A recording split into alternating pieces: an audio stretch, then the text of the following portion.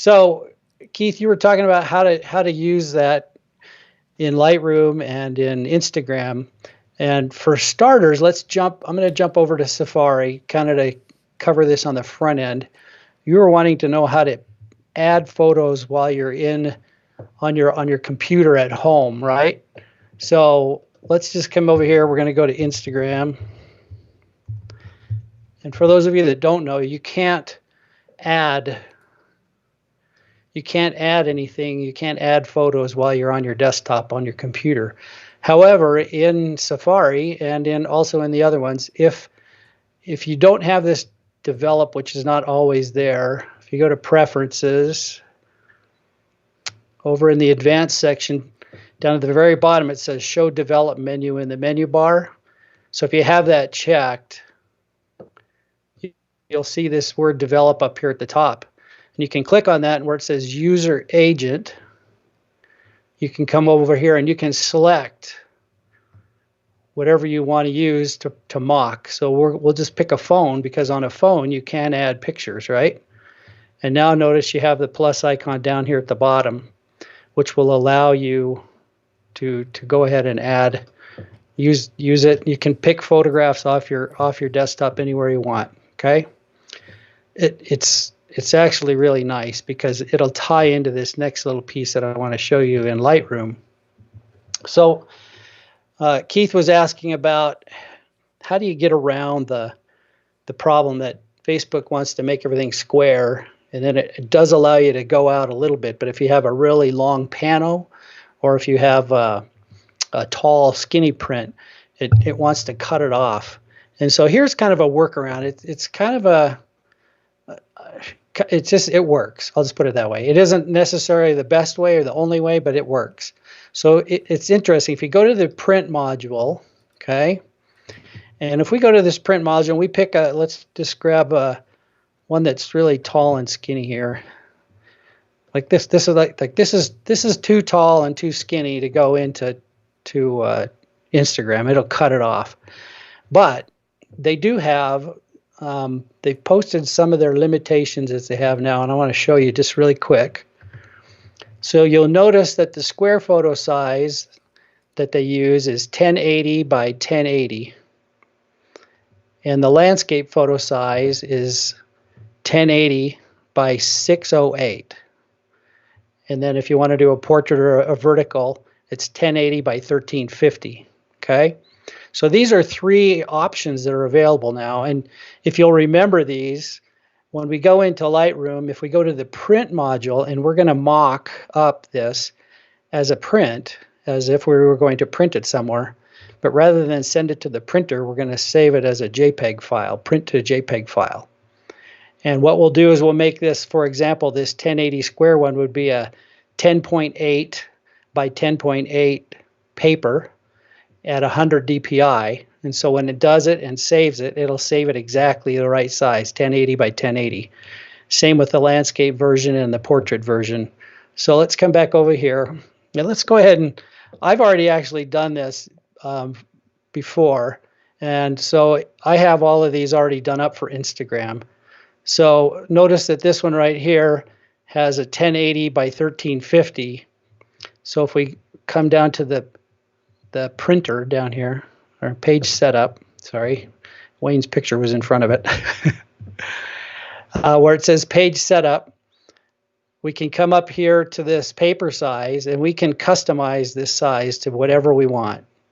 So in this case, we made it 10.8 inches wide, 13.5 inches tall, okay, and with no margins.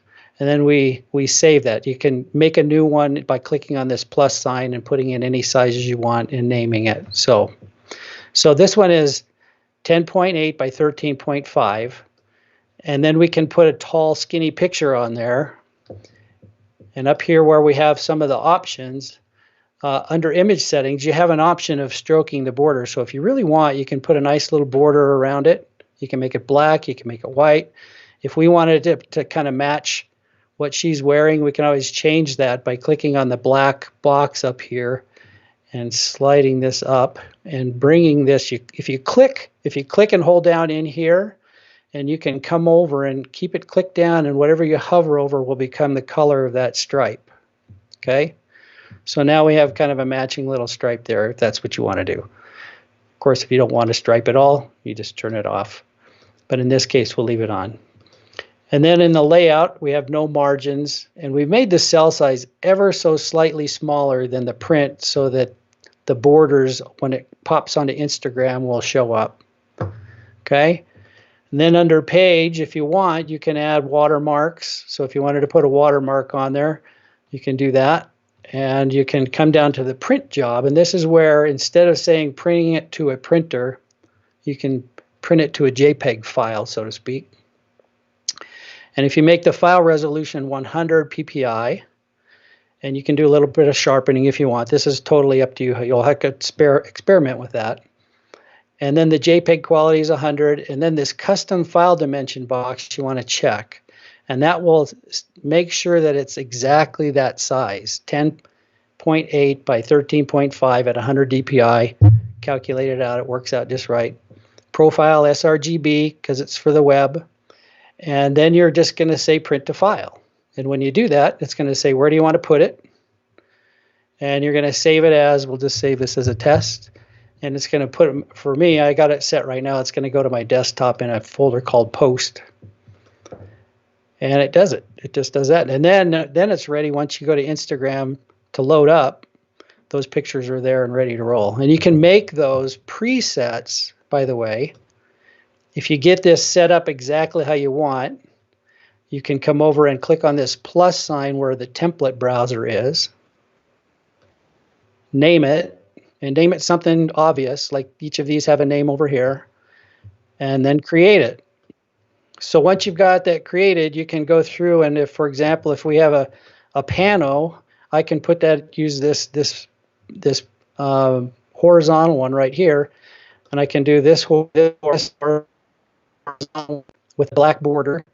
I can do a horizontal that puts my logo on it. I can choose to do that. And then if you have one that's not a full long pano, you can go to this next size, which is 720, and it'll fit it a little bit better. So you can kind of fill it with the image, plus keep that black stripe around there if you want to kind of have that separate out for it. Okay?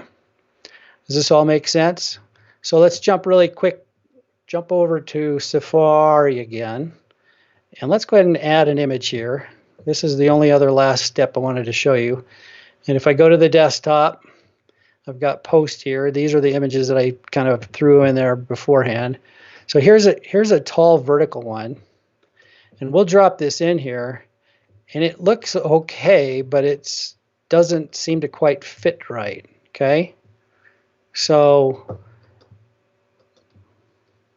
Oh, hang on just a minute. Where did it go? Just a minute. Try again. Try a different one here. Let's try a long, skinny one. Am I not seeing all of this? Oh, there we go. Because we're mimicking the phone, I had to get it shaped like a phone. So notice that this isn't all there, but if I click on this two arrows, it'll actually make it to fit. Now, if it was just thrown in there as a long, skinny one, it wouldn't fill all the way across because a panel is too wide. In this case, this panel would have been too wide. But because we have the white area above and below it, it works out fine. Let me throw a vertical one on here again.